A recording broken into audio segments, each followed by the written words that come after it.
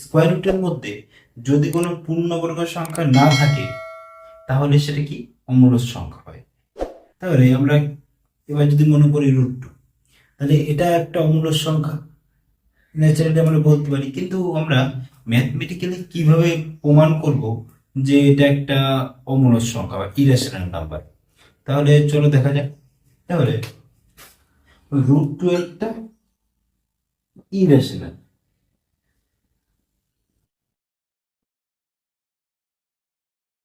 Number বা অমূলদ সংখ্যা।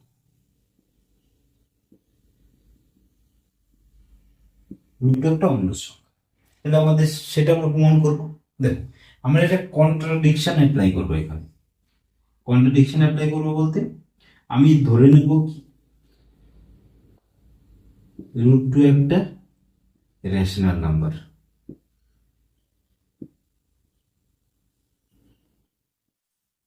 এটা ধরে নিয়ে আমরা এগো। আমরা জানলাম কি যে √2 একটা ইরেশনাল নাম্বার। কেন ইরেশনাল নাম্বার? কেমন এটা পূর্ণবর্গ কোনো সংখ্যা নয়। আন্ডার মানে স্কোয়ার রুটের মধ্যে যদি কোনো পূর্ণবর্গ সংখ্যা না থাকে সেটা ইরেশনাল নাম্বার হয়। তাহলে আমরা সেটাকে প্রমাণ করবো কিভাবে? আমরা আগে ধরে নেবো কি এটা, আমি মনে করলাম ইরেশনাল নাম্বার নয়, এটা রেশনাল নাম্বার। রেশনাল নাম্বার বলতে এইটার তুমি একটা একে p/q ফর্মে রিপ্লেস করতে পারবে। মানে p/q ফর্মতে তুমি লিখতে পারবে যেখানে q নট ইকুয়াল টু 0। আর p মানে কিউটা কি পূর্ণ সংখ্যা বা ইন্টিজার। তাহলে এটা ডেফিনেশন। তাহলে আমরা কি লিখতে পারি? √2 ইকুয়াল টু p/q। তাহলে p equal to √2 q, p square equal to √2 q square. এটা এক নাম্বার আমি লিখব। তাহলে পি স্কোয়ার, এখান থেকে তুমি কি বুঝতে পারছো? পি স্কোয়ার কি ইভেন নাম্বার না?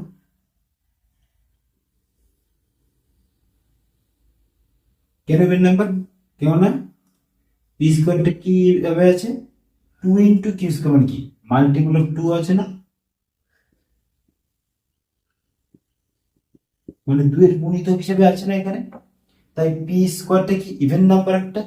তাহলে পি স্কোয়ার যেহেতু ইভেন নাম্বার বা পি স্কোয়ারটা যদি মাল্টিপল অফ 2 হয়, তাহলে পিটাও কি হবে, এটাও কি হবে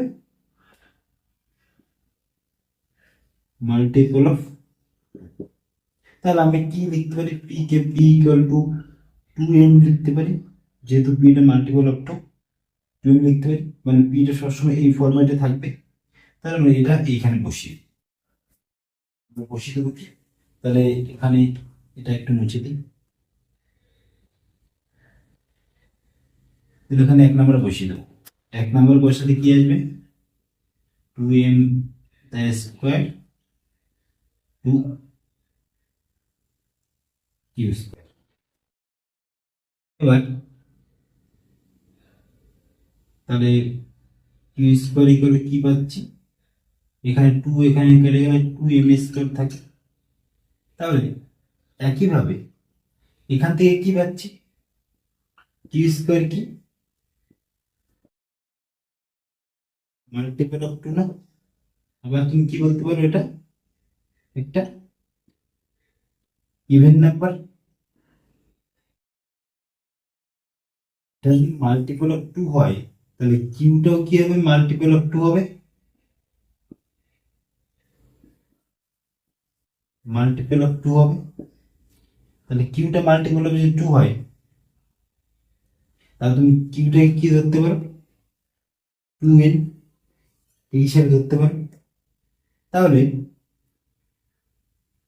কিউটাকে আমি এটা এরিজ ধরতে পারি, যেখানে এনটা কি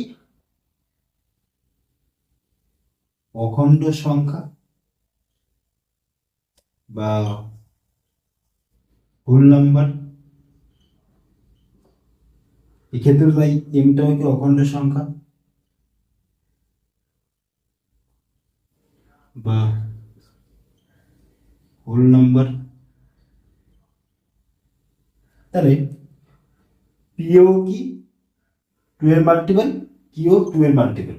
কিন্তু আমি একটা বড় বলতে ভুলে গেছি, যেটা পি বাই কিউ ফর্মতে লিখেছিলাম ইকুয়াল টু রুট টু, এখানে পি আর কিউ এর মধ্যে একটা শর্ত কি ছিল, কিউ নট ইকুয়াল টু 0 হবে, আরেকটা শর্ত কি ছিল, পি আর কিউ এর কোনো কমন ফ্যাক্টর থাকবে না।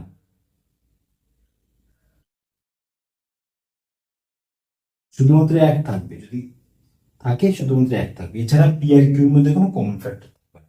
কিন্তু আমি এই সমস্ত এখানে কি দেখলাম, পিটা মাল্টিপল অফ টু, কিউটা মাল্টিপল অফ টু, তাহলে আলটিমেটলি যদি পি আর কিউ দুটোই মাল্টিপল অফ টু, তাহলে পি আর কিউ এর মধ্যে কমন ফ্যাক্টর কত থাকবে, মানে থাকছে কত, টু। তাহলে পি আর কিউর মধ্যে যদি কমন ফ্যাক্টর টু থাকে, তাহলে সেটা কন্ট্রাডিকশন হচ্ছে কিসের সঙ্গে, এই যে আমি ধরেছিলাম এইটা, যে রুট টু হচ্ছে কি মূলদ সংখ্যা, যেটাকে পি বাই কিউ ফর্মতে লেখা যায়, তাহলে এটা যেহেতু রং এসছে, মানে আমি এটার সঙ্গে এটা যেহেতু কন্ট্রাডিকশন হচ্ছে, তাহলে আমি যেটা ধরেছি সেটা নিশ্চয়ই ভুল ধরেছি। যদি ঠিক ধরতাম তাহলে কন্ট্রাডিকশন আসতো না, যেহেতু কন্ট্রাডিকশন এসছে সেহেতু কি বলবো, এটা একটা পি, মানে রুট টু কি একটা ইরেশনাল নাম্বার।